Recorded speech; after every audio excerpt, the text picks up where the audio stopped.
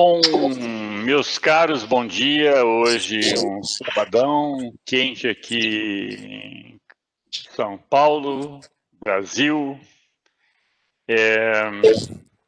Dia 12/12, estamos aí a uns dias do Natal. E eu saúdo já vocês que estão aí longe, Europa e Canadá. Bom dia, Bocatão. Tudo bem? Tudo ótimo. Bom dia, Fábio. Bom dia, Bocato. Joia. Beleza. Eu gostaria de pedir a permissão para vocês para a gente fazer uma certa análise. Nós estamos juntos já desde março, né, conversando, tal. Eu acho que foram conversas assim, que vai saindo, né?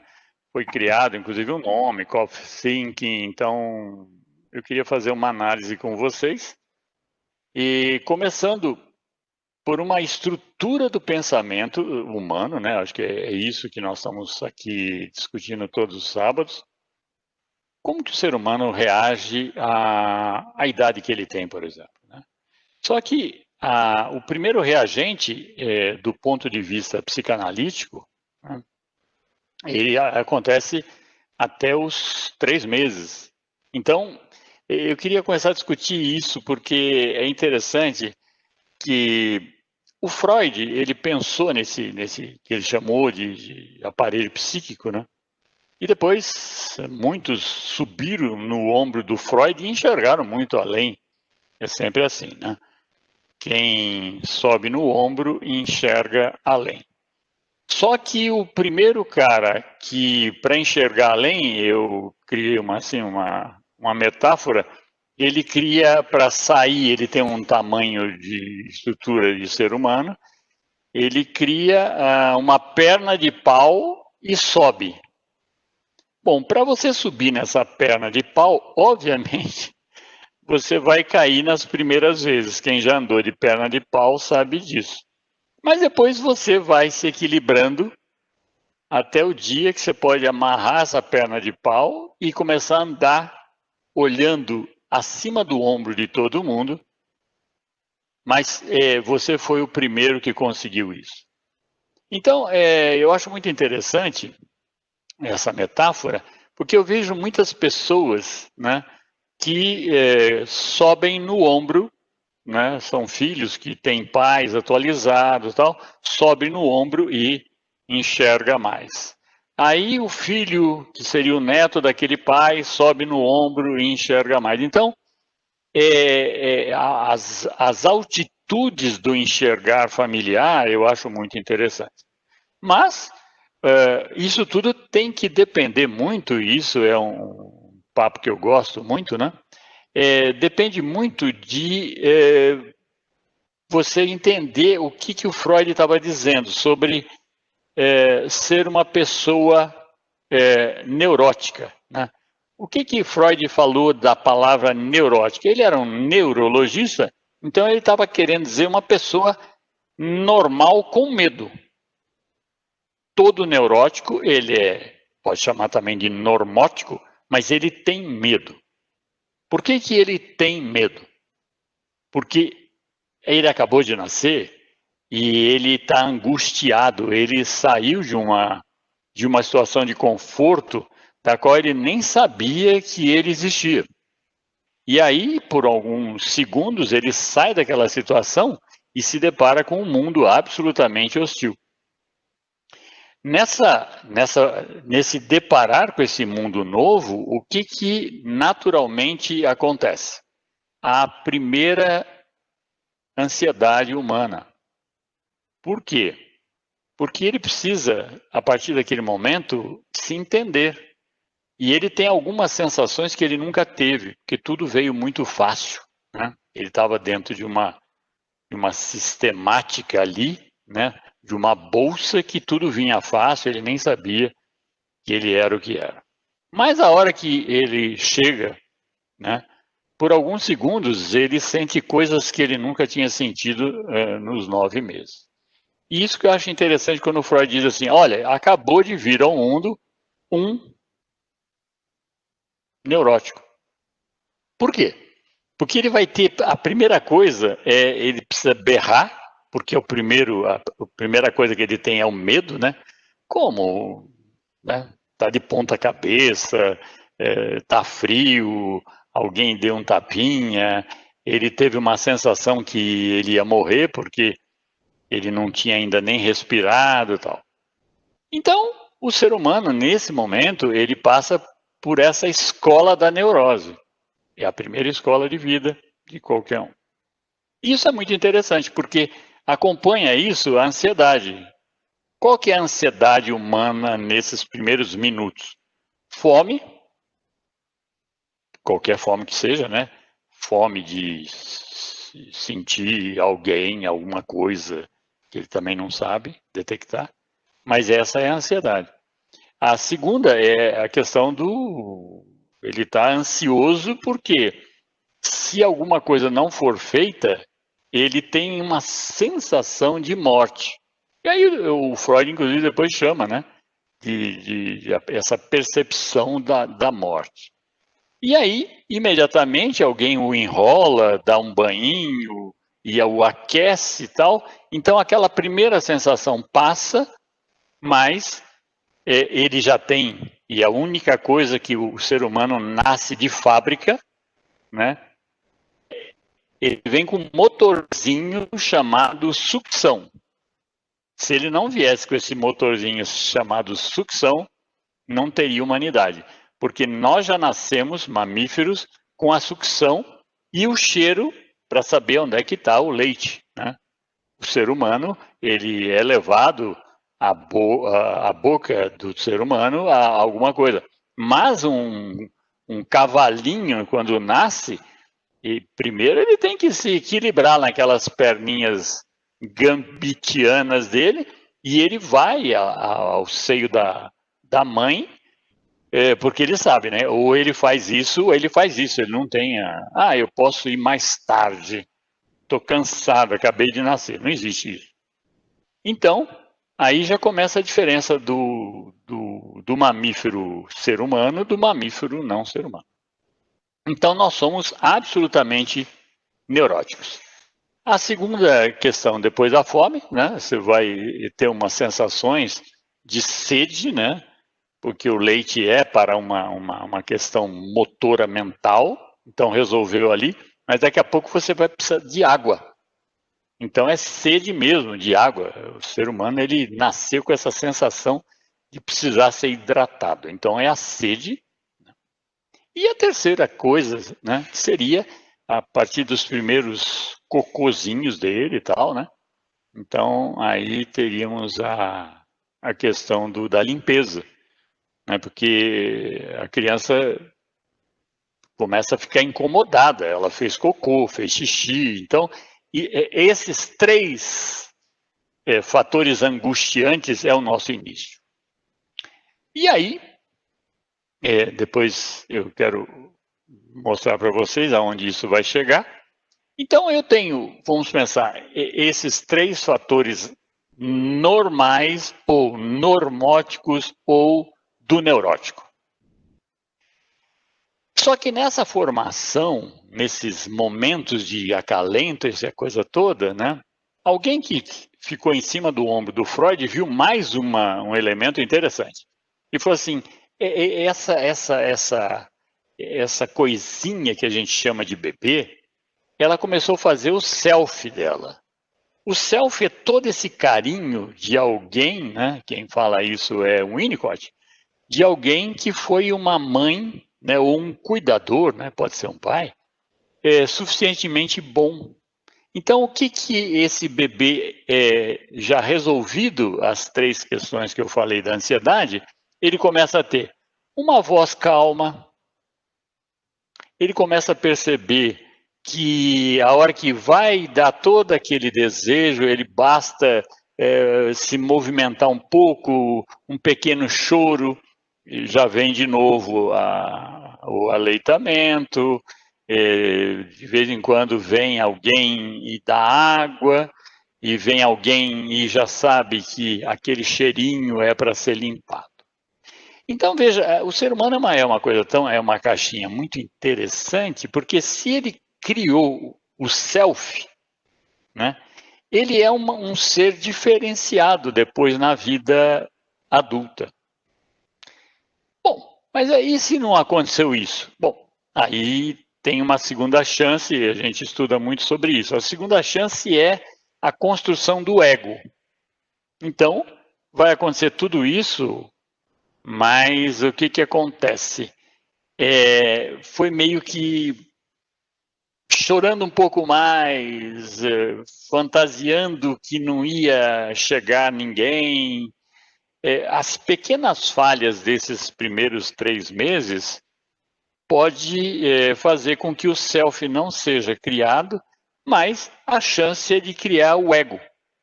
O ego é uma coisa muito parecida com o self, mas o self é melhor. Se fosse dar nota para o ego, eu daria 70 e para o self 100. A pessoa que nasceu e foi bem cuidada, né, nessa questão, tem uma chance de ter esse self. E, obviamente, o self, ele ajuda a uma série de outras questões que daqui a pouco a gente vai falar. E existe também uma possibilidade de um primeiro abandono, né? O que seria o abandono?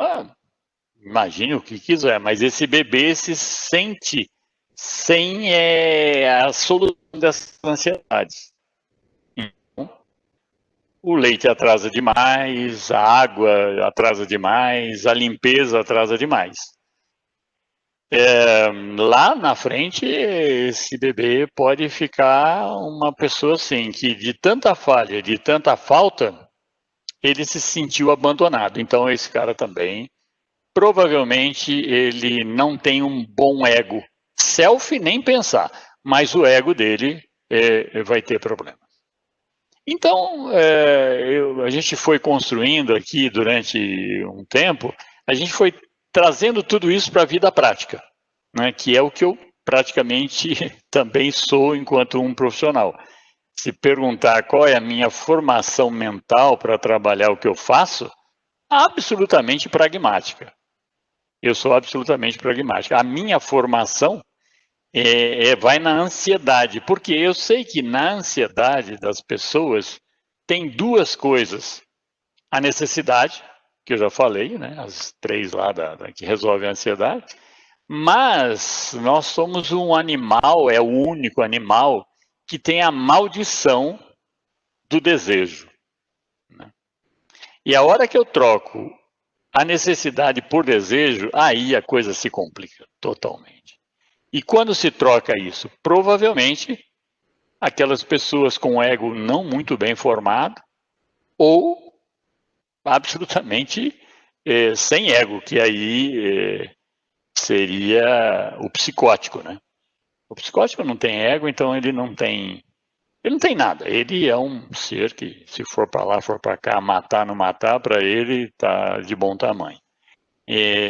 Assim, só para transformar em alguma coisa conhecida, seria um ser que não tem ideia do que é sentimento.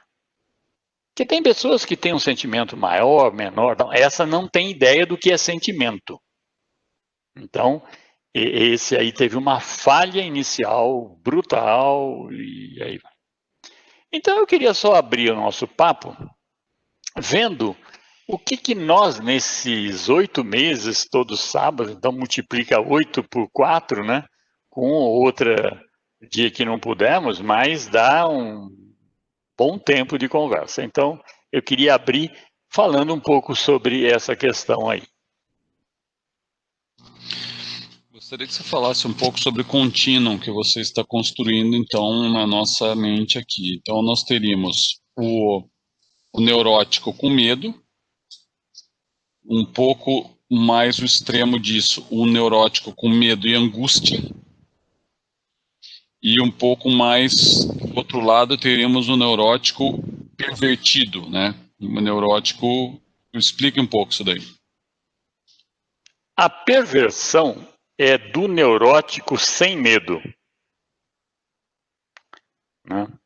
O neurótico com medo, ele não consegue ser pervertido porque a versão dele é uma só. Perversão vem de várias versões. E vamos pegar o mentiroso. O mentiroso contumaz. Esse é um pervertido, porque ele olha para você com a cara de afirmação e ele está mentindo. Isso é uma outra versão, porque a ciência depois vai provar que ele é mentiroso. Mas, se ele está conversando com uma pessoa extremamente incapaz de buscar através da ciência o que ele está falando, há uma tendência de que ele acredite. E aí o terror, né? Ontem, num canal aqui aberto no Brasil, teve um debate até violento de um governador xingar o outro de mentiroso, cafajeste, moleque, almofadinha, Zé Brilhantina. Por quê? Porque teve um cidadão, um governador, que afirmou coisas, e ele não é formado em absolutamente nada próximo da ciência médica, afirmou coisa que deixou todos os outros governadores apavorados, porque ele disse, datou uma coisa que não vai acontecer, não vai acontecer porque cientificamente é impossível acontecer, né? Estaríamos a 25 mais 18, ele estava dizendo de alguma coisa próxima a 43 dias que já iríamos começar a vacinar. Mas em massa. E quem quiser que venha aqui para o meu estado, se não tiver aí, vem para cá. Quer dizer, aí o outro que é médico falou, peraí, pô, me coloca numa situação como governador também de um tremendo de um picareta que não está nem aí para a população. Então, o pervertido é o mentiroso, é o que tem várias versões, por isso chama-se perversão. A criança é, inclusive, muito pervertida, né? Porque ela, você fala assim, você fez isso? Ela fala assim, não, foi o cachorro. Então ela está contando uma versão que você está vendo que o cachorro não pode fazer aquilo lá. Então a perversão é da infância também, né? Só que depois você vai amadurecendo e fala, pô, você falava isso, coisa feia e tal. Mas é isso. Bom, Bocato, mais uma vez eu agradeço que você sempre coloca uma introdução teórica, né, e que nos dá uma plataforma para descoberta e para o entendimento de muitas das ações e das políticas e da realidade que a gente vive. Eu tive um professor chamado Simon Dolan que ele sempre dizia, não existe nada mais prático do que uma boa teoria. Então é isso que você sempre coloca aí para a gente. E você me fez pensar algo formidável, né? O que a gente tem feito, acho que a busca de hoje é um resumo do ano, né? E eu acho que essa plataforma que você está dando é fantástica, porque ela nos permite entender até a nossa angústia, né? A nossa tentativa de explicar essa realidade, de melhorar essa realidade e de contrastar três continentes numa visão multicontinental, né? Vamos dizer assim. Então eu tenho 3 pontos, cases aqui para sua análise, tá? O primeiro case é o case. Então eu estou em Toronto há algumas 4 semanas e a gente busca toda vez que sai, Toronto é mais quente que Edmonton, né? E a gente sai e a gente vai por uma rua diferente, tá? E Toronto é uma das cidades mais lindas do mundo. O pessoal sabe, tem um lago aí, Ontário. Entretanto, dependendo de onde você vai, ali no centro da cidade, perto da Universidade de Alberta, você tem já os acampamentos de homeless, né?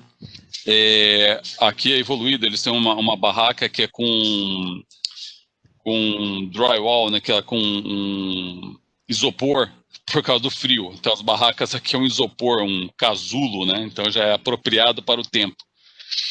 Então você começa a ver e andar, e aí a pessoa para e começa a gritar, a pessoa para e olha para você, a pessoa para e finge que vai te bater, a pessoa está se drogando no carro apagada, a pessoa... É assim, não é a mendicância, é um hospital psiquiátrico ao céu aberto, tá? É um hospital psiquiátrico ao céu aberto. Muito bem, então vamos lá na sua perversão ou medo, angústia, tá? Vamos colocar nesse seu, que depois eu vou chamar de pêndulo aí. Nós tínhamos uma ideia freudiana, psicanalítica, de doença mental, tá? Com a descoberta da doença mental, foi desenvolvido os hospitais psiquiátricos. Né? Os hospitais psiquiátricos eram lugares onde as pessoas com doença mental seriam tratadas através de equipes multidisciplinar, com médicos, psiquiatras, enfermeiros, psicólogos, assistentes sociais, terapia ocupacional, all in, né? Como é que chama? No mesmo lugar você tem tudo ali. Muito bem. Vem isso é medo, isso é controle, né? Existiu os erros, né? Até porque você estava tentando uma hipótese de lobotomia, de choque elétrico, de banho em gelo, né? Emprisonamento. Aliás, eu falo que nem o Fábio, eu misturo as palavras em inglês, em espanhol, eu misturo tudo. Outro dia eu falei conversações para um grupo, conversation, né? Conversas, né? Então, nem sei mais o que eu já não falo mais português. E aí vem o outro lado, sem medo, pervertido, né? Não pervertido pejorativo, que a gente coloca, que você falou de várias versões, né? De um autor conhecido, filósofo Foucault, né? Francês, e que diz o seguinte: não existe doença mental, isso é uma decisão, isso é um controle do Estado que tira proveito de minorias afetados por tá? Depois ele reconhece que ele errou, quando ele estuda a teoria crítica, ele fala, nossa, eu estava pensando de um jeito, a teoria crítica, que considera a psicanálise, né, tem uma base psicanalítica, tal, e uma base social também, mas... E aí ele diz o seguinte, vocês são políticos restringindo liberdades, e a esquizofrenia é uma construção social feita por vocês. Solução, desmantelamento dos hospitais psiquiátricos, né? Você lembra do Rio de Janeiro, aquele famoso e tal, né? Eu só conheci o de Souzas ali, que eu vi tudo isso. Tal. Muito bem. Você desmantela aonde tem o seu hospital, o que você consegue com isso? Um hospital a céu aberto, porque a doença mental continua pujante, ativa, só que agora ele está ali na minha esquina. Tem um prédio aqui, mas tem um ali na esquina, que ele mora ali. Eles moram na saída do vento do metrô, porque o vento é quente. Então ele vai lá e dá uma aquecida e volta para a cabaninha. Então sempre o metrô ele dá uma aquecida ali, uma qualidade para ele ali, tá bom? Então tem um psicótico ali, tá? Beleza, sem atendimento nenhum. Muito bem. A cidade de Edmonton tem uma ONG que eu conheci recentemente que eles falam como projetos de housing, né, de casa, mas não é casa, é uma casa que ele vai ter para morar e muitos fogem da casa, eles não conseguem ficar no apartamento novo, ele volta para a rua, com enfermeira, médico psiquiátrico, psicólogo, assistente social, ou seja, eu volto para o que era o passado nesse pêndulo de agora esse homeless, que é a doença mental, que sai e mata, a sociedade não quer, então eu jogo ele de volta, talvez de uma maneira melhor, etc. Então a gente vê isso. Muito do que a gente fala aqui no nosso Coffee and Thinking, a questão política, é exatamente claro o que você está falando agora. Você tem aquele modelo do Law and Order, né, que é o direita, Trump, que é o Second Amendment, que é o ter uma arma, porque eu tenho medo que vão me assaltar, eu nunca vou usar minha arma na vida, mas eu tenho um AK-47 dentro atrás da porta, para caso alguém invada minha casa, eu possa defender minha família. E você tem do outro lado que está acontecendo agora, desde a mentira, já que você usou o termo mentira, o Hunter Biden, que se a gente tivesse feito um Coffin Thinking há 2 semanas antes da eleição, provavelmente o YouTube ia tirar o nosso Coffin Thinking, né? Porque era uma teoria da conspiração contra o Biden, que era um modelo russo, tal, e agora saiu e o Hunter Biden teve que dizer, eu estou sendo investigado por desvio de dinheiro, que é uma maneira, na verdade, de eles poderem ir atrás do dinheiro que ele tem em qualquer país para lavagem de dinheiro, é mais rápido para ele chegar no que ele foi a tráfico de influências para o Biden. Enfim, que é uma pessoa, que é o lado da perversão, ao lado do sem medo. Não vai acontecer nada comigo. Tem um termo, como é que ele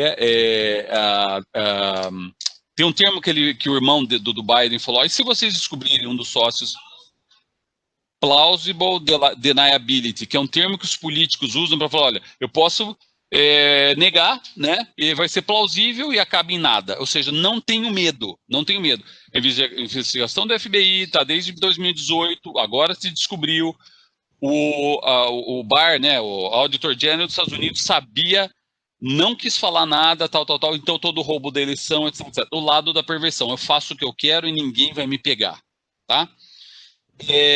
Claro, nós vamos ter falhas, né? Não é perfeito o modelo. Eu estava vendo o caso ali da Liberty University, a maior universidade cristã do mundo, um triângulo amoroso com o filho do fundador, tal, e agora ele saiu da presidência, e do lado, talvez, da esquerda, você tem eu quero que o Estado me dê um salário universal, que eu não se trabalhar, tal. Só que está chegando num lado agora, vai ser muito bonito esses 4 anos nos Estados Unidos. Agora eu acho que o Biden, eu não acho que o Trump perdeu, acho que o Biden ganhou, né? Ele vai ter um negócio muito bonito, porque agora Los Angeles, eu não sei como é que é em português isso, é o Auditor General deles, eles não vão mais levar a cadeia, não é mais crime. Você entrar na casa de alguém, provavelmente acontece na Espanha isso daí, Fábio, com o Ocupa, movimento Ocupa, você não sai, é difícil sair. Sim. Você pode, a prostituição foi liberada, pequenos furtos foi liberado, e uma lista de pessoas que não tem mais problema de assalto, ou seja, vai virar um pouco do Brasil, o cara vai começar a se enjaular na própria casa, porque o de fora tem o direito de te roubar, de entrar na sua casa, tal, e se você sai de férias, tem alguém na hora que você volta, certo? Então é muito bonito, é o lado da perversão. Né? Então, o law and order e lado da perversão. Então, nós vamos ter agora 4 anos do lado da perversão, no sentido de sem medo, vamos fazer e ver o que dá. Eu acho que muito também, para passar para o terceiro caso, para terminar aqui, a gente estava preocupado, os países eram preocupados com dívida pública. Né? E acabou essa preocupação nos Estados Unidos. Porque os Estados Unidos estão imprimindo 300 em bilhões de dólares por dia, né? Porque como é dólar, você pode imprimir, você gera e não tem problema, é a única moeda que dá. Então ele estava falando, não, vou fazer dívida, não tem problema fazer dívida. E dívida é o que mantém a classe média no seu lugar, é o que mantém a classe pobre no seu lugar, de não ter um nome sujo, né? Não tenho um nome sujo, eu tenho medo, tenho uma angústia de não pagar minhas contas e ter meu nome no Serasa, tal, porque acabou. Acabou. Para o político, acabou. Então, os projetos do Biden, trilionários, retrofit, todos os prédios. Aqui eu tô, a janela aqui nossa não é uma janela. A parede é um vidro, tá? Isso aí não vai poder. Não vai poder. Eu vou ter que fechar tudo aqui, porque isso daqui eu consumo muita energia, é o aquecedor, papapá. Muito interessante. E esse falta de medo aí entra no lado das startups, entra no lado dos nossos negócios, tipo empresas. 2 tipos, Fábio, de empresário. Você tem aquele empresário com medo que ele começa o negócio com um super business plan, com uma planilha Excel, com uma projeção fidedigna, muito próxima do que vai ser da venda, e você tem um louco. De outro lado, que faz, não, a gente vai pegar dinheiro, a gente pega dinheiro para dívida. Eu estava assistindo a apresentação muito boa, mas para mim, para o meu psique, para minha neurose, né? Para minha neurose me deu medo. Do fundador do eFoods, né? Que cresceu o eFoods absurdamente, a dívida dele é R$1 bilhão por ano, e ele está catando gente para pagar a dívida de R$1 bilhão, sorrindo e alegre, né? sorrindo e alegre. A minha personalidade né? Então, no nossa mentoria de startups, é talvez trazer mais para o medo, para falar, olha, de 10 investimentos, uma dá certo se você for escaneado por 100. De 100, 10, vamos investir, de 10, uma vai dar certo, duas vão dar certo. Entendeu? Então, acho que mais ou menos é o que a gente tem tentado fazer, analisar, e o movimento de pêndulo, que na minha é do Conrad Lorenz, né? Ele falou, olha, perto da morte dele, ele falou assim, parece que o mundo é um pêndulo, né? É direita, centro, esquerda, esquerda, centro, direita, e esse pêndulo ele vai. Então, 4 anos de perversão, volta lá em ordem a 4 anos daqui para frente, volta um outro, entendeu? Vai mais para cá, mais para lá, mas tudo se acerta. Então, para a questão, finalizando aqui, a sua teoria, a sua demonstração me deixou mais tranquilo, me deixou mais contente, feliz e falar, olha, talvez nós não podemos controlar o pêndulo, ele vai, vem, a gente vê, se não tiver um desastre monumental, uma guerra, né? Vamos voltar à guerra agora, né? Porque também não tem medo, ele manda os coitados que não tem dinheiro, em vez de trazer empresa, agora o cara tem que ir para a guerra para a família, para pôr o pão na família, vai voltar às guerras que o Trump estava saindo, e está tudo bem. Interessante. Ok, como nós já passamos de 31 minutos, eu vou parar esse vídeo e aí a gente volta para o próximo e aí eu vou fazer uma abertura e aí o Fábio interage também, ok? Pode ser, Fábio?